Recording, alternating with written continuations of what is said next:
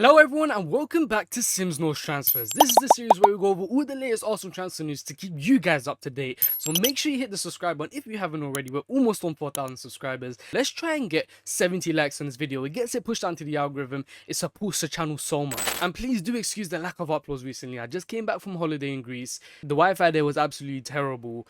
So, bear with me.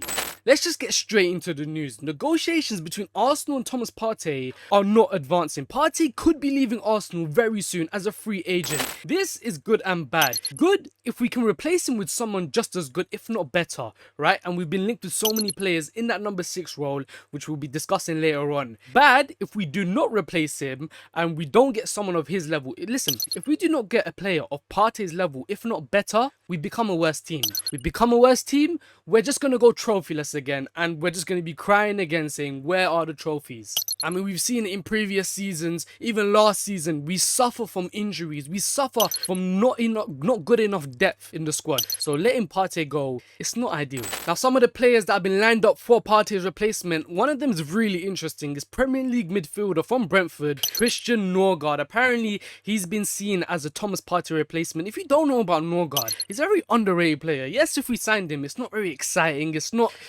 a record breaking. It's not going to get you jumping out of your feet. But one thing about Norgaard is he's a very underrated player in the Premier League under Thomas Frank. Thomas Frank's now left, so I can see this transfer happening. He's a very good player, and I wouldn't be mad if we signed him. It'd be on a decent price as well. Another player that we've been talking about, that we've been linked with so much, is Sevilla's midfielder Agoume. I don't know much about him. All I know is he's got a really high potential. He's really highly rated, and he's seen as a perfect Partey replacement, and you can only get him for as little as 20 million, which isn't bad. But then again, it reminds me back to the point, is he Partey's level or is he better? If he's worse, then we become a worse team, so I'm not too sure about this. Another midfielder we have been linked with, and I don't see this as realistic, is Zaire Emery from PSG. The 19-year-old, apparently Arsenal made an inquiry regarding his availability, but PSG said they are not letting him leave. They're not looking to let him go. However, we can maybe persuade the player. You look at the situation at PSG. You've got Vitinha, Fabian Ruiz, João Neves. There's not really room for Zaire Emery. He's a bench warmer. So maybe this Arsenal project could, entice him into finding a new project where he can become a starter. There's potential. Now, another midfielder we have been linked with, and it's a relegation side, Leicester. It's Bilal El Khanous, 21-year-old wonder kid. We've seen glimpses of him in the Premier League, and he looks like a proper player. And apparently Arsenal have made an approach to him. Apparently we're trying to sign him. He's only worth around 23 million, which isn't bad,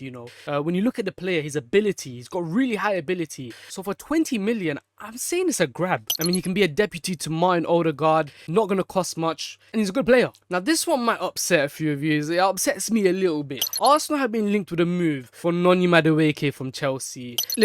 Listen, hear me out. If we sign him as a Bukayo Saka backup, right? A backup on a decent price. He's at the end of the day, he's a Chelsea star. He's an England international. If we can get him as a backup to Bukayo, it would be an unreal signing. If we can get him on a decent price, 20, 30, 40 million, it's not bad. However, and this is a really big however, if he is our number one marquee winger signing, then there's issues. Then there's problems. Then there's going to be debates. If we sign him as our main winger, I'm going to lose my mind. I'm going to jump off a cliff, yeah? However, if he's a backup to Bukayo, I'm not mad at this. If we can get it for a decent price, it will be a good signing. Some good news on Martin Zubimendi. He is in London to meet Arsenal officials and complete the formalities of his move. Finally, Zubimendi is going to be announced by the club very soon, and he's going to be such an unreal player. I'm telling you right now, I've seen a bit of him in Spain in the Nations League. He looked absolutely unreal. I cannot wait for Martin Zubimendi. Apparently, Arsenal have reportedly submitted a 6-year contract offer to Ajax defender Jorel Hato. He's a very highly rated player, and I think he'd be an unreal centre back. He's going to be world class in a few years, and apparently Arsenal are really advancing in pushing for him. The fee is going to be around £42 million, which isn't bad for a player of his potential. Some people liken him to Nuno Mendes, who's probably the best left back in the world right now. Jorel Hato will be a very good signing, and I have been seeing a lot of rumours saying that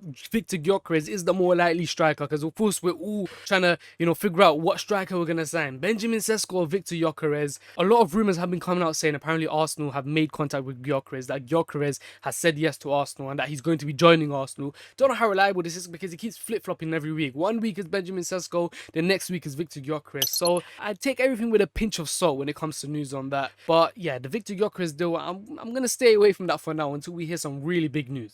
So that rounds out for all the latest Arsenal transfer news. Make sure you hit the like button if you haven't already. It helps the video get pushed out. And make sure you hit the subscribe button. It helps the channel so much. We're so close to 4K. Thank you for watching.